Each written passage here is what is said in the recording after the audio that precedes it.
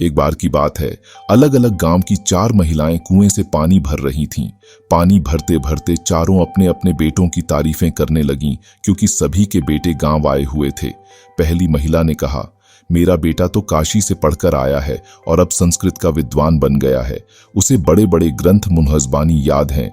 यह सुनकर दूसरी महिला ने कहा, मेरे बेटे ने ज्योतिष की विद्या सीखी है, उसकी भविष्यवाणियां कभी गलत नहीं होती। फिर तीसरी महिला बोली, मेरे बेटे ने भी अच्छी शिक्षा ली है और अब वह दूसरे गांव में पढ़ाने के लिए जाता है। चौथी महिला चुपचाप खड़ी थी। बाकी महिलाओं ने उससे पूछा, तुम भी बताओ अपने बेटे के बारे में, उसने कितनी शिक्षा प्राप्त की है।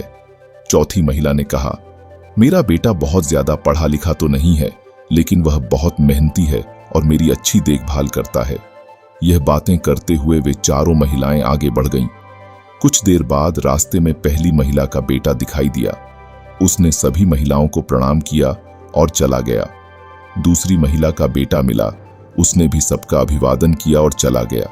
तीसरी महिला का बेटा आया, उसने भी सभी का सम्मान किया और चल दिया।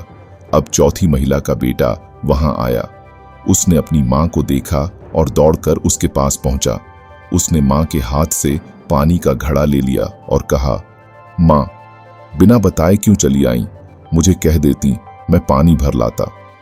फिर वह अपनी मां के साथ घर की ओर चल दिया।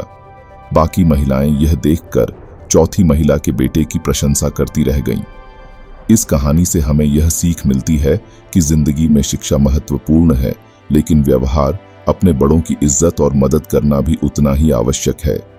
व्यवहार न केवल हमारे ज्ञान का परिमाण है, बल्कि यह हमारे चरित्र और संबंधों की नींव भी है।